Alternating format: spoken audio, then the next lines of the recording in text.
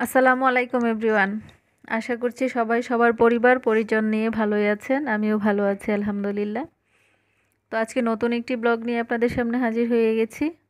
আজকে আমি আপনাদের সাথে শেয়ার করব ফেলনা জিনিসগুলা কিভাবে আবার রিইউজ করা যায়। তো আশা করছি আমার আজকের ভিডিওটি আপনাদের ভালো লাগবে।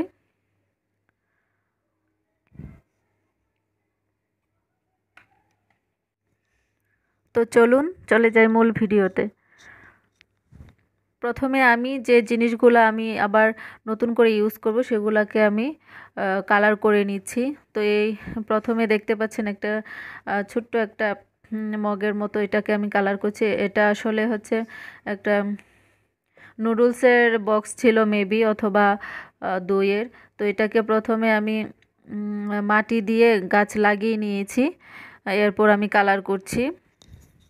আর এই যে রেড কালারটা দেখতে পাচ্ছেন মগটা, এটা আসলে ব্যবহার করা হয় না, তাই এটাকে আমি টব বানিয়ে নিব। সেজন্য অফ হোয়াইট কালার করে নিচ্ছি সবগুলোকে। অফ হোয়াইট না, ঠিক এটা হোয়াইট কালার। তো কালারটা দিয়ে আমি প্রথমে পেইন্ট করে নিচ্ছি। পাশে দেখতে পাচ্ছেন একটি বড় টবের মধ্যে গাছ, এই গাছটা আমি নতুন এনেছি। তো এই গাছটার যে টবে রেখেছি 5 লিটারের একটা প্লাস্টিক বোতলের মধ্যে রেখেছি, তো ওটাকেও আমি কালার করব।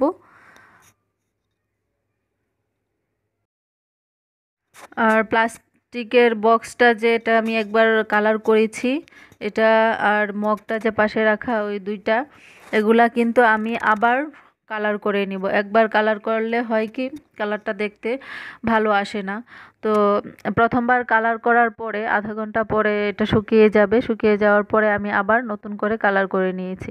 আর এই যে টবটা দেখতে পাচ্ছেন, এটাকেও আমি আগে একবার কালার করে নিয়েছি, এখন আবার নতুন করে কালার করে নিয়েছি। কালার করে এখন আমি এটা ড্রয়িং করব। প্রথমে আমি ইয়েলো কালারটা দিয়ে লম্বালম্বি করে স্টিকের মতো করে লম্বালম্বি করে দিয়েছি। এরপর হচ্ছে রেড কালারটা দিয়ে আমি একটা ফুল এঁকে নিচ্ছি। একটি টপ কালার করা হয়ে গেছে। তো আমি এখন নেক্সট আইটেমে চলে যাব। এখানে হচ্ছে একটা হোয়াইট কালার সিরামিক্সের ভাঙা মগ, তো এটাকে আমি কালার করব। তার জন্য প্রথমে আমি কাগজটাকে ফুলের আকার দিয়ে কেটে নিয়েছি। এরপর এটাকে আমি ট্যাপ দিয়ে লাগিয়ে দিচ্ছি, লাগিয়ে দিয়ে ভিতরে শুধু আমি কালারটা দিব, তাহলে এটা এলোমেলো হবে না। একটা ইজি প্রসেস দেখিয়ে দিচ্ছি। আপনারা যে কোনো কালারের কাগজটাকে যে কোনো শেপ দিয়ে এভাবে কেটে নিতে পারেন, তারপর এর ভিতরে কালার করে দিতে পারেন। তো কালার করার পরে কিন্তু কাগজটা সাথে সাথে ওঠানো যাবে না। আমি প্রথমবার সাথে সাথে উঠিয়ে ফেলেছিলাম, তো একটু আমার কষ্ট হয়েছে এটা আবার শেপটা ঠিক করে আনতে। তো আমি ফার্স্ট টাইম এই কাজটা করে ফেলেছিলাম। তো আপনারা যখন করবেন, এটা কালারটা এখানে দিয়ে কমপক্ষে 20 থেকে 30 মিনিট এটা রেখে দিবেন, যতক্ষণ না পর্যন্ত শুকানো হয়। তো শুকিয়ে যাওয়ার পরে আপনারা কাগজটা উঠাবেন। ঠিক আছে। তো প্রথমে আমি ইয়েলো কালারটা দিয়ে দিচ্ছি, পরে আমি এটাকে আবারও ড্রয়িং করে নিব।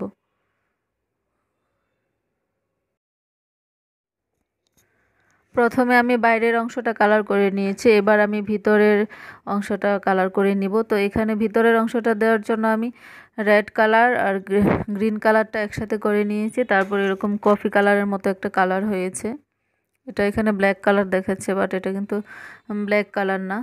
তো তারপর দুইটা কালার মিক্সড করে আমি ভিতরেরটা দিয়ে দিয়েছি। এরপর সাইডে একটু হোয়াইট কালার আর ওই যে কফি কালারটা, এই দুইটা মিক্সড করে দিয়েছি। দেখতেই পাচ্ছেন কি সুন্দর একটা কালার আসছে, একদম অরিজিনাল ফ্লাওয়ারের একটা লুক দিয়েছে।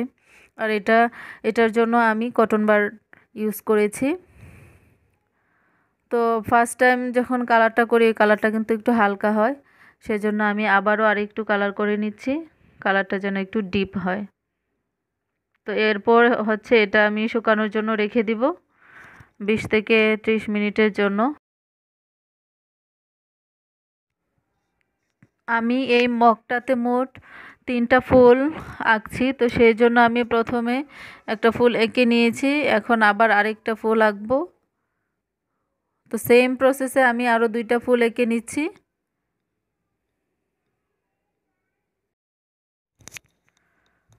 তো আঁকা শেষ হয়ে গেছে। এখন আমি এই যে শুকনা এক্সট্রা কাগজটা ছিল সেটা উঠিয়ে ফেলছি। তো এখন আমি চলে যাচ্ছি নেক্সট আইটেমে। এটা হচ্ছে একটা কাচের জার। তো এটাতে মেবি আচার ছিল, রসুনের আচার। এটাকে আমি খুবই সিম্পল ওয়েতে কালার করে নিয়েছি। এটা আপনারা একবার দেখলেই পারবেন, এটাকে নিয়ে ডিটেলস বলার কিছু নেই। তো এরপরে আমি চলে যাচ্ছি, মানে আমি যে মগটাকে কালার করেছিলাম, ইয়েলো কালারের একটা ফুল ড্রয়িং করেছিলাম, এটাকে সাইড দিয়ে আমি আরেকটা বর্ডার করে দিচ্ছি, তাহলে দেখতে আর একটু ভালো লাগবে। এটা আসলে আমি ইয়েলো অ্যান্ড রেড কালার, 2টা কালার মিক্সড করে নিয়েছিলাম। একটু হালকা অরেঞ্জিস টাইপের একটা কালার আসছে, ওটা দিয়ে একটু বর্ডার করে দিচ্ছি, তাহলে ফুলটাকে আর একটু অরিজিনাল মনে হবে।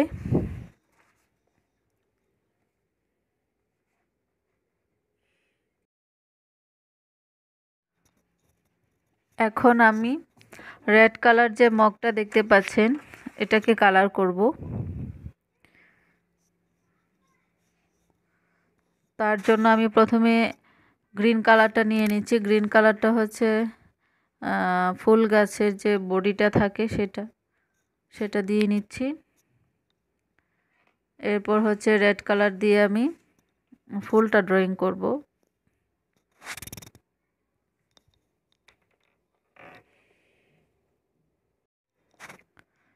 তো ফুল গাছের গোড়ায় আমি ছোট ছোট ঘাস ফুলগুলা, মানে ঘাস এঁকে দিচ্ছি।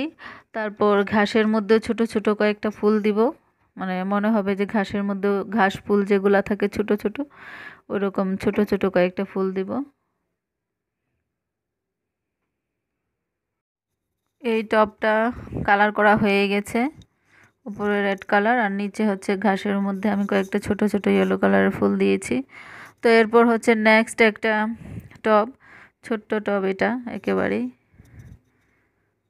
তো এটাকে আমি একটু কালার করে নিচ্ছি। প্রথমে হচ্ছে ইয়েলো কালার দিয়ে ছোট ছোট কয়েকটা ফ্লাওয়ার এঁকে নিচ্ছি। এরপর আমি এখানে রেড কালার কয়েকটা ফ্লাওয়ার এঁকে দিব।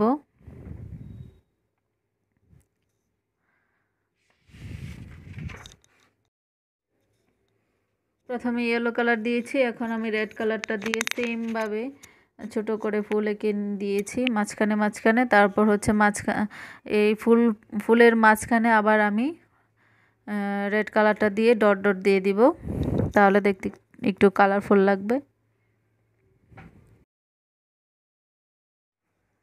তো আমি আবার এই ফুলগুলার মাঝখানে মাঝখানে একটু যে কফি কালারটা দিয়ে আগের ফ্লাওয়ারটাতে দিয়েছিলাম, ওটা দিয়ে আবার একটু ড্রয়িং করে দিচ্ছি, যাতে একটা ন্যাচারাল লুক আসে।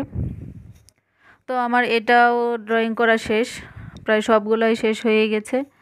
তো এক একটা আমি কোথায় সেট করেছি এগুলো আপনাদের সাথে একটু শেয়ার করব এখন।